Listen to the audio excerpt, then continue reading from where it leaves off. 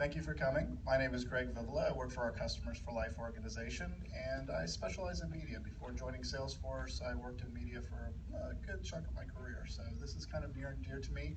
11th Dreamforce, and before that I actually presented at this, and I believe one of our speakers saw the presentation last year and decided, hey, you know, this is really kind of cool, this is something that I want to do, and she's up here today to tell her story. So we're going to get going. This, of course, is our safe harbor statement. Please make any buying decisions based on current functionality. All right, so I have the easiest job today. I get to introduce and then sit down and then help with questions. So I'm going to turn it over quickly to them to make sure we have enough time today. We're going to talk to you a little bit about two amazing stories of two companies that have used Salesforce really to kind of take ad sales to the next generation. We're going to hear from Rob, and he's the head of enterprise and group sales and support for Express newspapers, and also Andrea Nino from Expedia.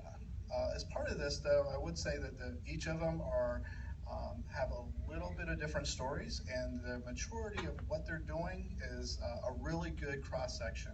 So if you're sitting out there and saying, well, how do I get started? I want to do all this stuff, but it's just so overwhelming, I think you're going to get something out of it. And you say, oh, okay, well, we've done some, but how do we go to the next level? I think you're going to get something out of that, too. So it's a really good cross-section of stories, and I'm going to go ahead and turn it over to Mr. Robert Avery. Thank you. Oh, no, do I need the clicker? No? Oh, the clicker, yes. Yeah, I do need the clicker. Can't do anything without the clicker. Hello everyone, great to be here in the city by the bay. I'm 49 years old. That means I grew up in a world without personal computers, calculators, anything like that, where business was transacted really with paper and pencil. To put it into context for you, when I first started at the Times in 1987 as an advertising sales rep, typesetters still generated the plates used for printing newspapers by sitting over a bowl of molten lead and typing each line of a column backwards. Women were banned from wearing trousers, and men were banned from having beards, and all our ad bookings were done on the glorious carbonated forms where the yellow sheet went to makeup, blue sheet went to accounts, red sheet was your records, and God knows what you did for the white sheet. I never did find out. Believe it or not, I was the first salesperson at News International to have a PC on their desk. I was the youngest, you see, and I think they thought I knew what I was doing. Now, why am I telling you all this? It's because this presentation is about generations, and how at Express Newspapers, Britain's largest independent publisher, we've used a Salesforce-based platform to take our advertising to the next generation. Let's fast forward to the beginning of 2014. Things have improved immensely since 1987. Now everyone had a PC on their desk, bookings were entered onto a system that connected automatically to the production department, to makeup, to planning, to accounts, and there wasn't even a single carbonated form in sight. But all was not good in the hood, as I believe you say around here. Our advertisement booking system was 16 years old. It was an off-the-shelf package that was on its last legs. Although it had been adapted and modernized over time, it was like one of those huge mansions that was originally a Georgian house, then had a Victorian wing built on something else in the First World War. It was great, but not very user-friendly. There wasn't any bathrooms, you couldn't fit power showers, that sort of thing. Let me give you an idea of some of the problems that we had. Our system ran off physical servers that had been stored in the basement and running constantly for 16 years. The only time they'd been turned off is when we turned them off, moved them half a mile over the city to our new offices, then turned them back on again. They were reaching the end of their working lives and kept crashing, and the only way that we could actually keep them going was by using bits from our disaster recovery kit. And of course, eventually they were going to die, and when they eventually died, dead would mean dead, I'm afraid to say. Remote access to the system by the reps in the field was a fantasy. And adding a new title or section was an absolute impossibility. It was a long and costly process involving contacting our original manufacturer and having them quote us, pay them, etc., etc. We also had 10 years of input from the sales department to deal with. Now, I don't know how many of you deal with salespeople, but their selling skills they're always somewhat in advance of their administration skills. Let me give you an example. We had so many duplicate accounts that producing an accurate client revenue report was an art. It was an art form, not a science. Let's take an example. The advertiser, the travel advertiser, P&O. How do you spell that? Well, salespeople spell it P space and space O. P and O, P ampersand O, P space ampersand space O, etc., etc. We had 22 different versions of that, and some of them didn't know how to spell peninsula either. The other major problem was that our system had been designed before the internet had actually ever been invented, so it had no capacity to take digital advertising at all. Believe it or not, we struggled through by pretending that the internet was a magazine, and we put all the stuff that was common to print and internet, client, agency, etc., into our normal booking form, and stuffed all the stuff that was particular to digital into the notes fields. So all that information then had to be manually transferred from the booking system onto our ad server. Sounds absolutely crazy, but changing the booking system for 4 national newspapers and 3 celebrity magazines is no easy matter. It's not something you want to do lightly. Internet advertising presented another challenge. Print is relatively easy. The ad's booked, it appears, you invoice and get paid on the day of its appearance.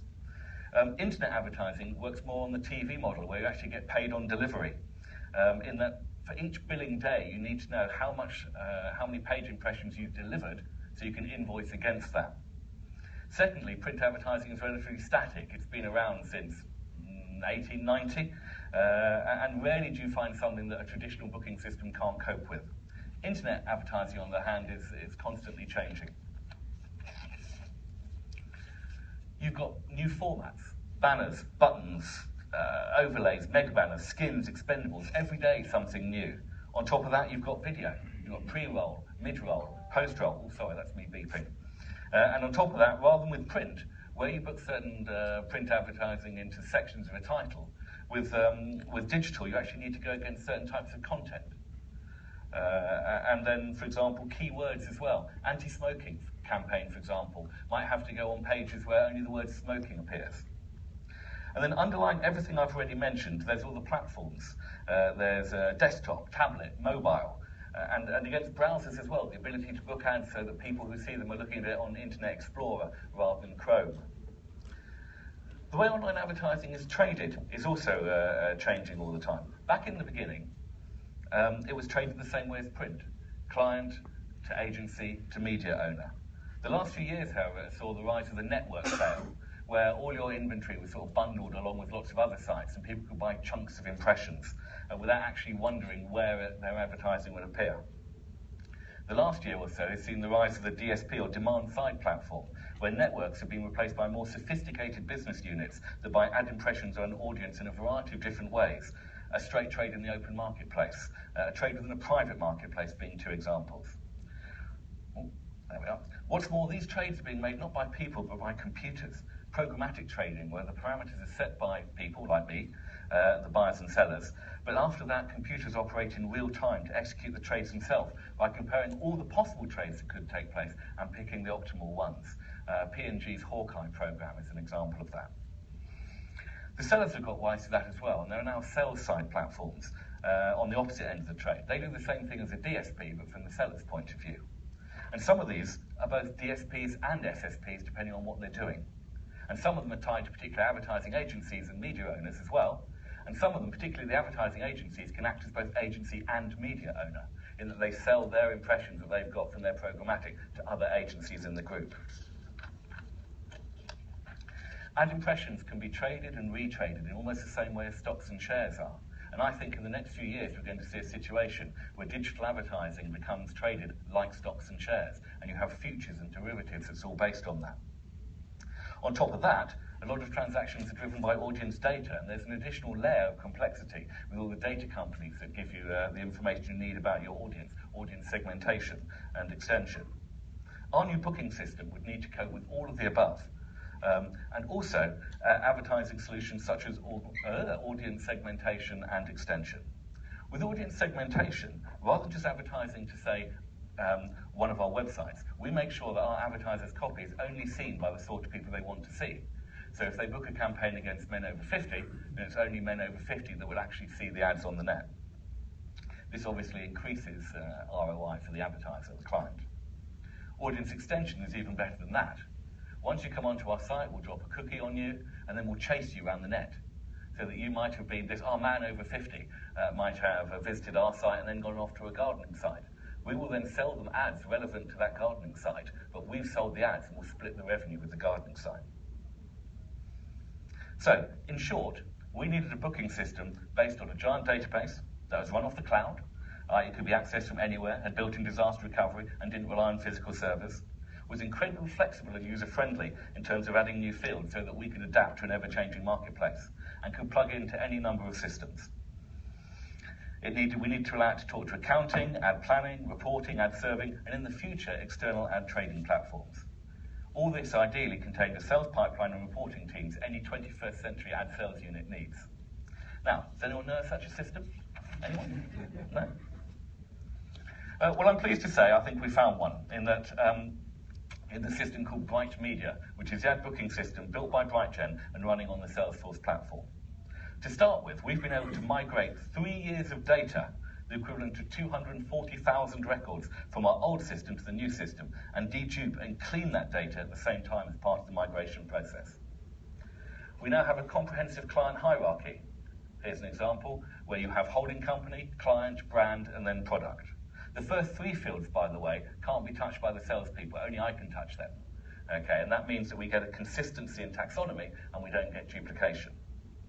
Here's another example. Procter & Gamble. This is a live screen from Procter & Gamble. Some of you will have read about P&G divesting themselves of 43 brands. Now, with this new thing, rather than having to transfer each brand individually and all the orders along with it, with a few clicks of the button, we can just transfer all those brands to Coty when that happens in 2016. As you can see, for us, the key to a lot of what I've been saying is about data. Our new system comes with all the reporting functionality you'd expect from a Salesforce platform, but I'd like to show you this. This is our ad hoc query tool. Now, it's easy to construct a Salesforce report if you've got a knack for it once you've learned a dashboard. But this here is completely ad hoc. This allows you to mine the data very, very quickly in any way that you particularly want. More benefits from running off the Salesforce platform. So we've got all the cloud functionality you'd expect. It's accessible from anywhere. I've got it in my mobile, in my pocket. It has disaster recovery built in. And there's no more expensive on-site hardware or the servers we used to keep up in our Broughton plant in case ours fell over. It's all in the cloud. One of the coolest things that we do on our new system is that we can control a multi-platform campaign with one order. This order here, I've taken off the prices, by the way, they're covered in the grey box in case you're wondering what that is. This is a recent British Airways campaign that is a combination of display advertising in the Daily Express and OK Magazine, then all sorts of different web advertising as well. As you can see, we can control it all in one place, so it's easy to see.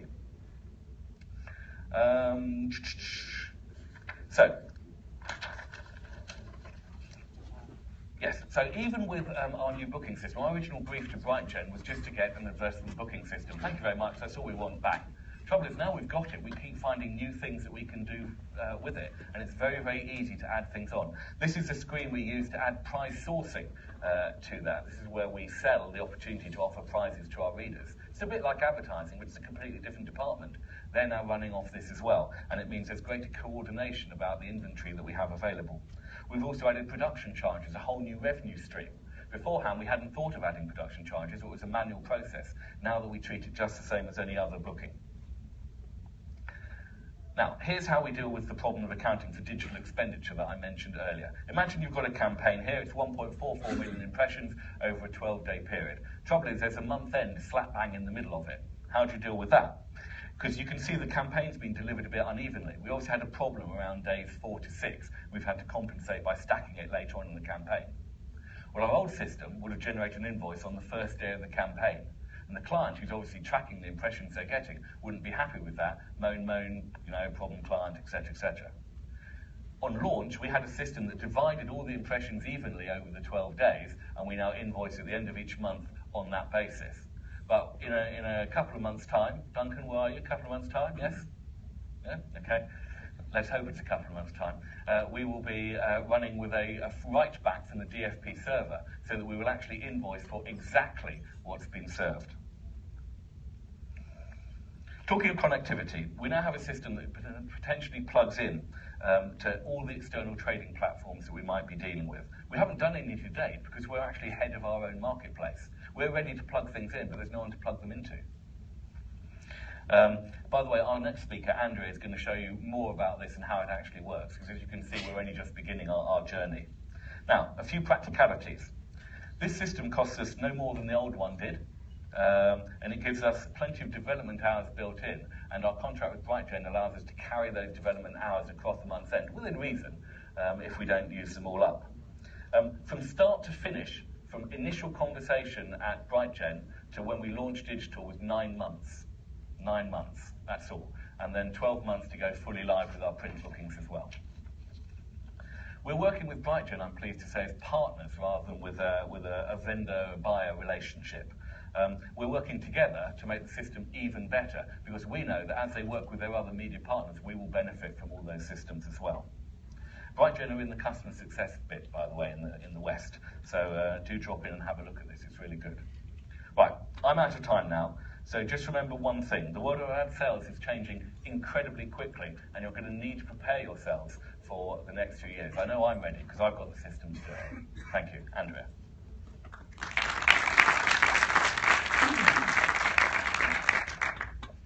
Thank you. So, heads up, I'm a little under the weather today, but nothing was going to keep me away from Dreamforce and sharing our story. So bear with me as I go through the next 20 minutes or so. So I'm Andrea. I oversee our operations team with Expedia Media Solutions. We're the advertising arm at Expedia.